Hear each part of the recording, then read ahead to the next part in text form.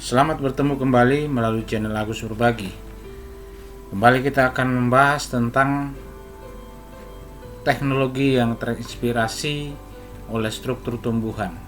Pada pertemuan yang lalu kita sudah membahas ada dua contoh teknologi yang terinspirasi oleh struktur tumbuhan, dan kali ini kita akan lanjutkan dengan yang ketiga dan seterusnya tentang teknologi yang terinspirasi oleh struktur tumbuhan, yaitu sensor cahaya. Lampu penerang jalan, seringkali kita melihat lampu menyala dan mati secara otomatis. Pada jam 6 sore atau sudah mulai gelap, maka lampu jalanan itu akan menyala sendiri dan besok pagi akan mati sendiri. Atau mungkin ada yang dipasang di rumah-rumah itu yang jenis lampu yang seperti ini, jadi dia mati dan hidup sendiri, biasa disebut dengan LDR, Light Dependent Resistor. Jadi alat utamanya di dalam itu. Lampu penerangan jalan tersebut mampu menyala dan mati secara otomatis karena dilengkapi dengan sensor cahaya yang disebut dengan photoresistor atau Light Dependent Resistor (LDR). Jadi fotoresistornya di situ merupakan sensor cahaya dan saklar pengatur on dan off. Bagaimana ini? LDR ini sebenarnya terinspirasi dari cara kerja stomata pada kaktus. Jadi membuka dan menutupnya stomata pada kaktus itu ketika dipelajari dengan baik, ini yang menginspirasi terciptanya lampu LDR yang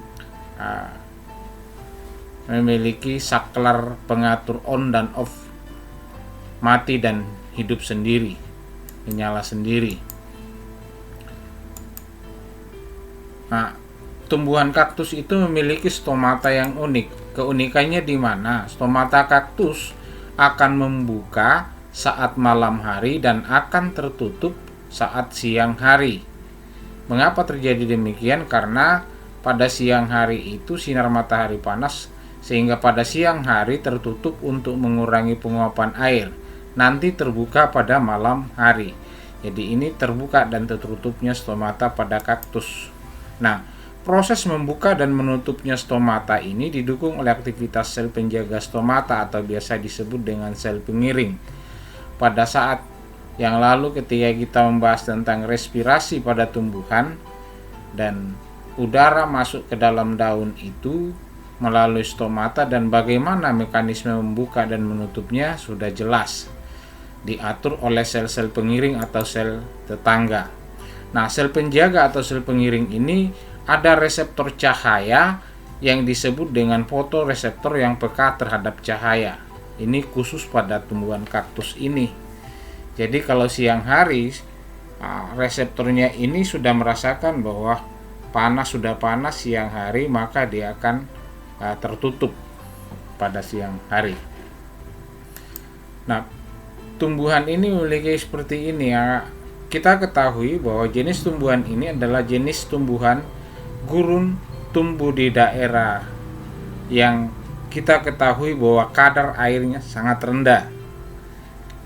Sehingga salah satu yang dia lakukan itu dengan membuka dan menutupnya stomata itu untuk mengurangi transpirasi atau penguapan air lewat daun. Seperti ini.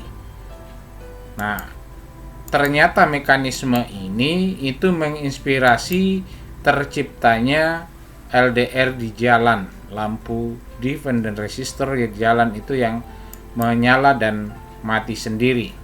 Saat siang hari, yang terik fotoreseptor pada sel penjaga akan menangkap cahaya dan menyebabkan air dalam sel penjaga dipompa keluar dengan bantuan ion-ion. Pada pertemuan yang lalu, ion yang berperan di situ adalah kalium. Akibatnya adalah sel penjaga akan mengecil dan lubang stomata tertutup.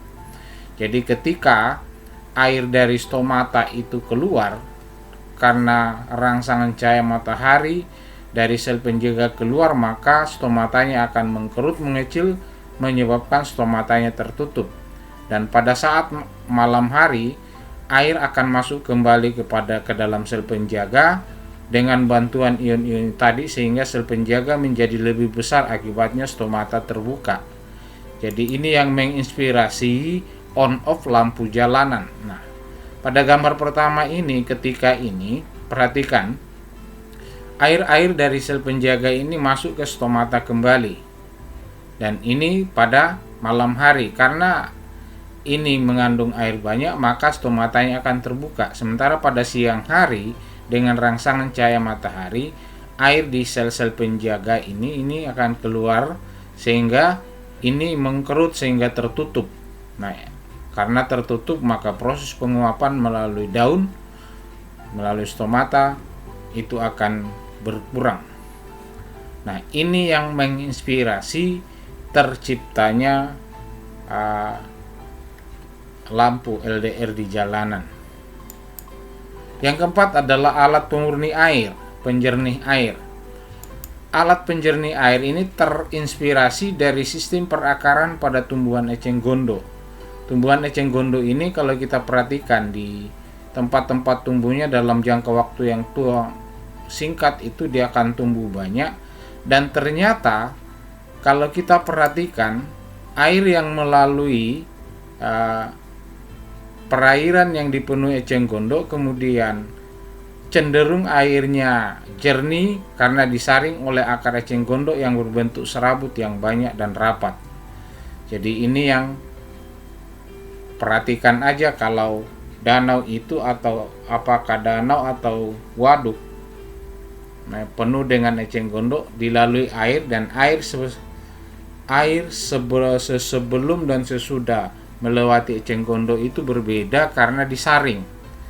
Lebih jernih kalau sudah melewati, dan struktur akarnya yang berperan ini pada eceng gondok ini ketika dilalui air itu menyaring air sehingga tersaring, dan air yang sudah lewat ini berbeda menjadi jernih. Nah, ini yang menginspirasi teknologi pemurnian dan penjernihan pada air. Dipelajari strukturnya ini, ternyata struktur akar dari eceng gondok ini yang berbentuk serabut dan rapat yang mampu menyaring air sehingga dijadikan dasar sebagai terciptanya alat pemurni atau penjernih air. Nah, demikian pembahasan kita tentang teknologi yang terinspirasi oleh struktur tumbuhan.